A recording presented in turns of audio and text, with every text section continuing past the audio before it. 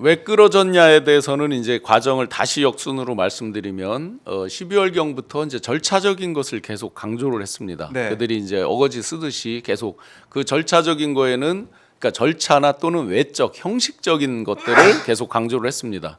대표적으로 이제 외적 형식적인 것 중에서 수사권이 있네 없네 했던 공수처 자료를 쓸 수 있느냐 이 문제가 있었죠. 네. 그런데 그거는 헌재가 선제적으로 얘기를 했습니다. 아주 깔끔하게 정리를 했습니다.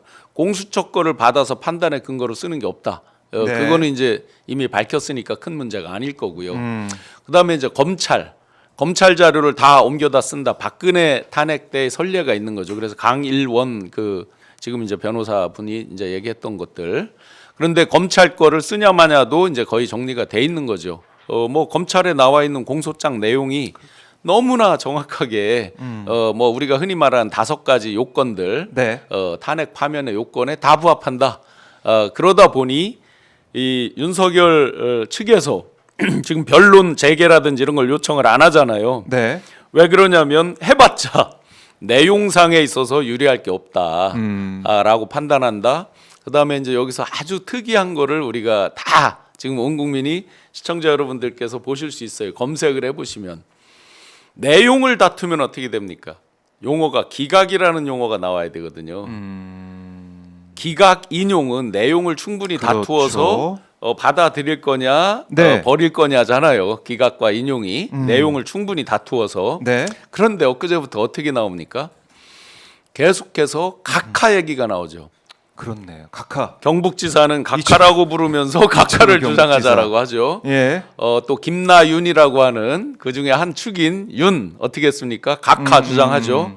또 그 중에 한 축인 나가 네. 서명 운동을 했죠. 그래서 82명의 네. 여당 국회의원들의 연서명을 받아서 헌재에 제출했잖아요. 예. 그게 기각입니까? 각합니까? 거기서 연서명 받을 때 내용이 각합니다.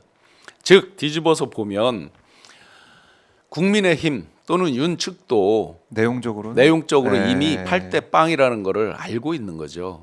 그렇기 때문에 자 변론 제기 해봤자 이걸 네. 뒤집을 가능성은 없고 더 밑상만 받칠 수도 있고 마지막 한 가닥 희망도 갖기가 어렵다. 물론 헌재 재판관들에 대한 건 접근 불가입니다. 그 누구도. 그건 네. 다 뻥이에요. 뭐 4대 4, 5대 3 뭐라고 하는 건 대부분 다 뻥입니다. 왜냐하면 그렇게 접근이 되질 않아요. 실제로.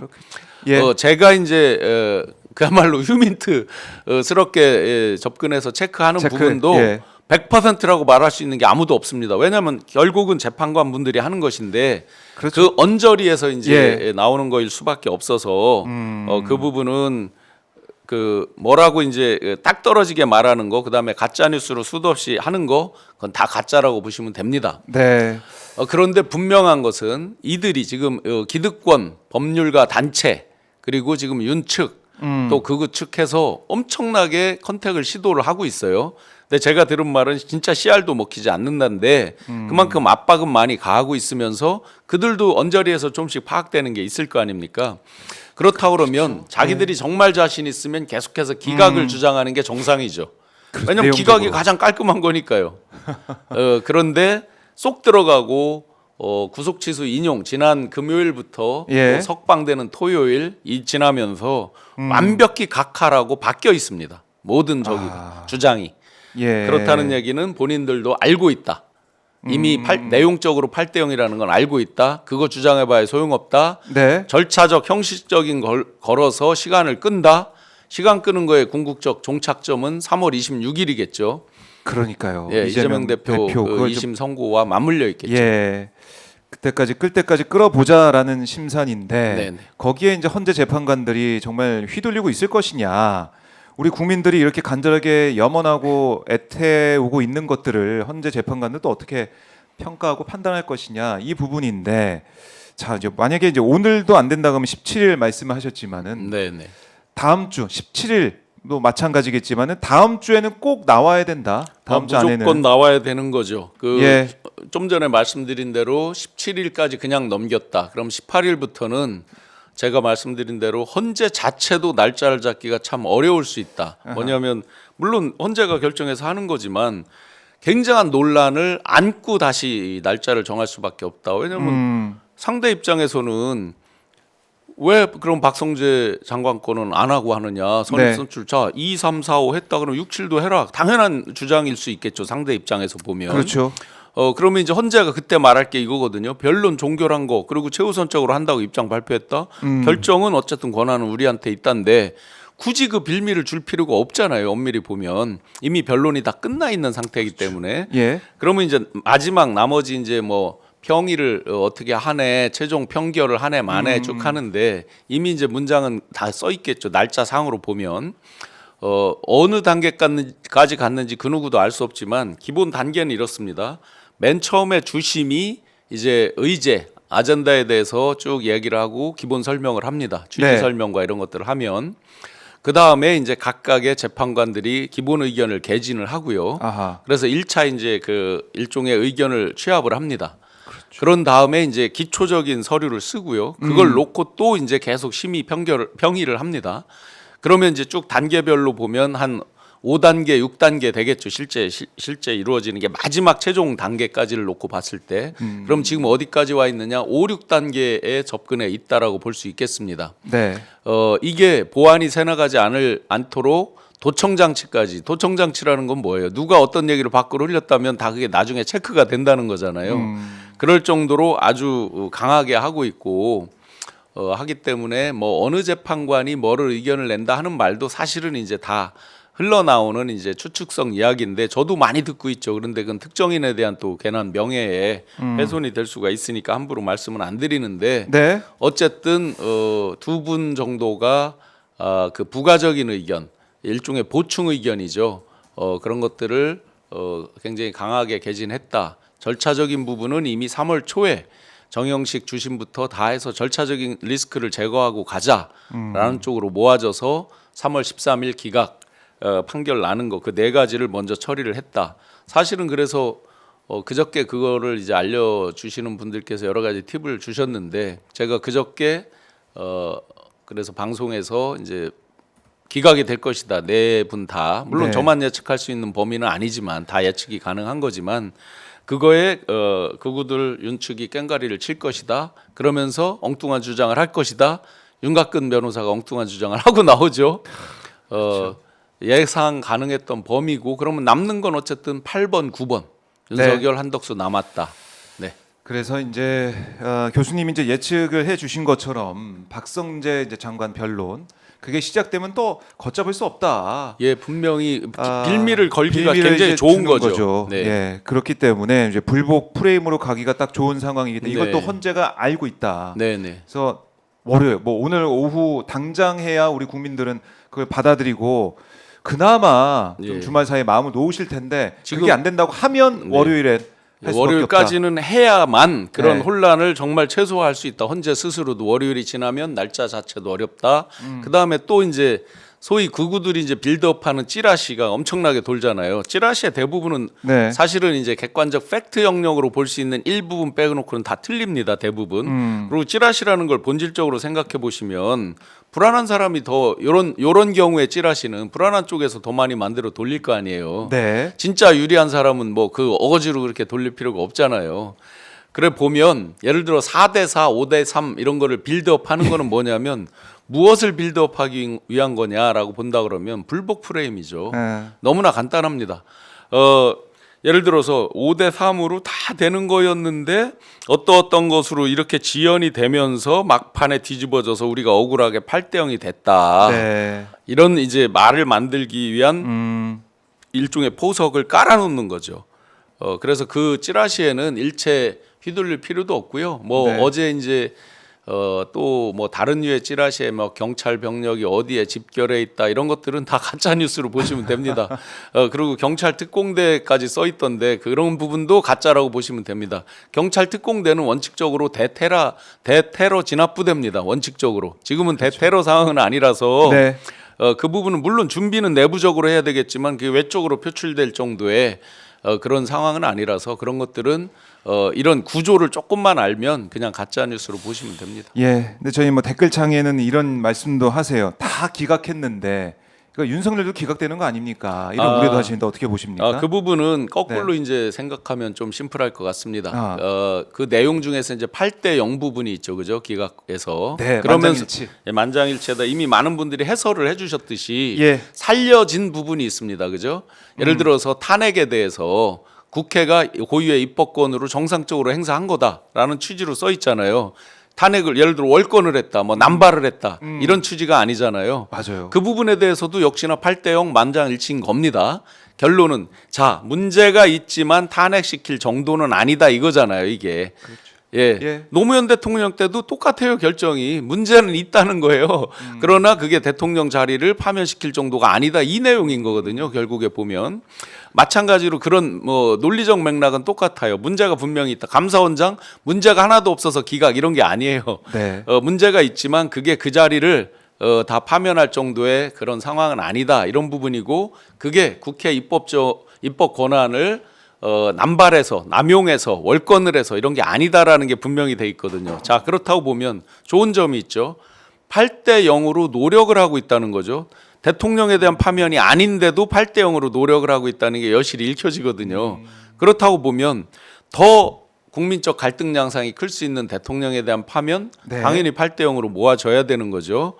근데 현재까지 어느 채널을 돌려봐도 8대 0에서 벗어나는 그런 거는 감지되는 건 없어요. 처음부터 없었어요. 처음부터. 그런데 이제 계속 5대 3이다, 4대 4다 막 떠드니까 그런 게 이제 일부 흔들리신 분들이 있는데 네. 결코 안 흔들리셔도 그거는 될 정도입니다. 아 그래요. 예, 불안하기 때문에 계속 제 시청자분들께서도 여러 가지 말씀을 주시는데 불안해하지 마라. 그리고 이제 8대 0 만장일치 그 부분도 언급해 주셨고 그리고 이게 자체가 김건희 관련해 가지고 이거 이상한 부분이 있고 수사를 해봐야 된다 이런 취지의 내용도 뒤에 있는 거 아니겠습니까? 그럼요. 그러니까 이 기각 부분에서 예. 우리가 이제 놓치지 말아야 될 것은 검찰에서 자료 협조를 잘 하지 않은 건 그 이미 부분이. 널리 알려져 있어요. 예, 예. 그러다 보니까 내용적으로 헌재가 법원처럼 형사 법원처럼 판단하는 건 없어요. 아니잖아요. 네. 그럼 그에 근접하게 이제 실체관계, 사실관계를 체크를 한 다음에 헌법적 가치 측면에서 결론을 내리는 것인데 그 실체적인 접근이 형사법원 이런 거에 네. 뭐 잽도 안 되게 그렇게 판단할 근거가 잘 없는 거죠. 자료를 안 내니까. 안 내니까. 예. 그러다 보니까 기각이 되는 것이라서 이 부분은 크게 걱정하실 부분은 아니다. 거꾸로 제가 그저께 이제 예. 이런 농담을 드렸죠. 다 분명히 기각이 날 것이다. 그러면 극우와 윤측에서 깽가리 치면서 더 거세게 이것도 그러니까 윤에 대한 것도 기각해라라고 나올 것이다.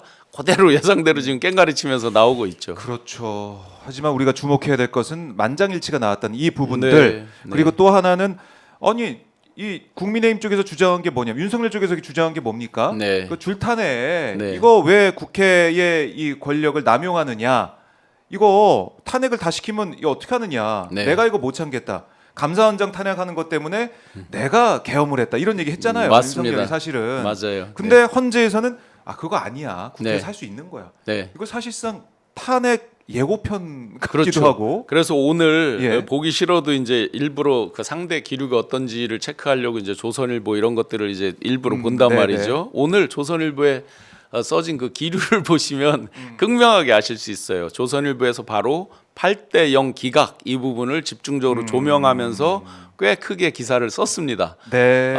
제목하고 소제목이 뭐였냐면 논란을 피하기 위한 8대 0. 아하. 그러면 윤석열 것도 그걸로 압축이 되어 가느냐를 지적을 이제 하고 있거든요. 그렇게 몰아간다라고 자기들도 예측을 하고 있는 거죠. 네. 정확하게. 그래요. 이 부분에 우리가 주목을 해봐야 됩니다. 그러면서 아까도 말씀드렸지만 자꾸 이제 제가 불안해하지 네. 마시라는 거는 왜 이들이 지금 기각이라는 거를 주장하지 않고 일제히 각하로 바뀌었느냐 알고 있습니다. 틀림없이. 네. 이철우 지사 생각 계속 나네요. 네. 참. 이름 없음님께서 슈퍼챗 보내주시면서 정말로 한덕수가 돌아오면 최상목이 임명한 헌법재판관 2명을 임명 자체가 무효라면서 직위 박탈시킬 수가 있나요? 이렇게 그거 물어보시는데. 잠깐 제가 설명드리겠습니다. 예. 자 법률 용어부터 한번 설명을 드릴게요. 무효와 취소를 우리는 일상생활에서 혼용해서 쓰잖아요. 아이 뭐뭐 너 뭐 이렇게 한 건 무효야. 너랑 약속한 건 무효야. 네. 뭐뭐는 취소야. 이렇게 이제 우리는 혼용해서 그냥 쓴단 말이죠. 그런데 법적으로 보면요. 무효는 여기까지 이제 지금 요 땅에서 여기까지 이제 진행이 됐잖아요. 네. 그러면 여기에서 무효라고 그러면 처음부터 이게 없는 거예요. 아, 아예 이게 없는 거예요. 그렇죠. 그냥 제로가 돼 있는 거예요. 네. 근데 취소라 그러면 지우개로 하나씩 지워가면서 여기서 그게 없는 거예요. 그러니까 이거 역순으로 쭉 지워서 오는 거란 말이죠. 네. 그러니까 결과는 똑같이 보이지만 그 내용은 다른 건데, 자 그러면 우리가 이제 권한대행이라는 걸 헷갈리는 경우가 있어요.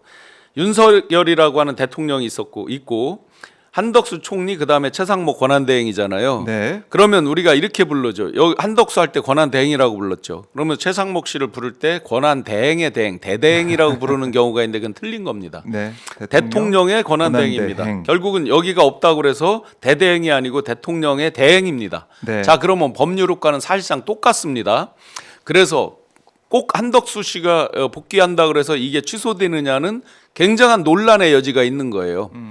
꼭 반드시 이게 취소가 돼서 다 그거 어떻게? 도로 원상태로 되느냐 이게 아닌데도 네. 분명한 것은 이런 논란이 당연히 있는데 상대는 어떻게 하겠습니까? 이렇게 됐을 때 엄청난 논란을 어거지로라도 빌드업을 해야 되는 거잖아요. 그렇네요. 우리는 그거에 끌려다닐 수가 있는 것이고 그렇기 때문에 그런 것들을 원천적으로 제거하려면 앞쪽에 윤석열을 결론을 내려버리면 뒤는 다 의미가 없어요.